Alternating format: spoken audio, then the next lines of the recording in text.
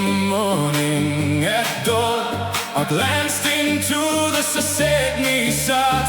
There's a dark-eyed Moldavian girl who was gathering grapes.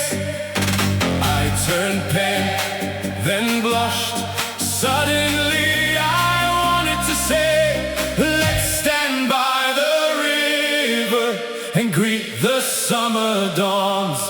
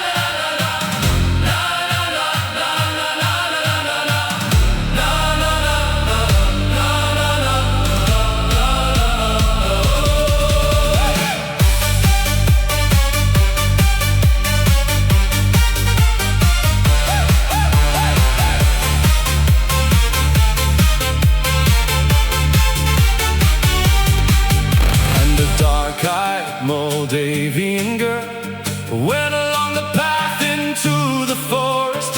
I felt hurt inside that she didn't take me with her. About that dark-eyed Moldavian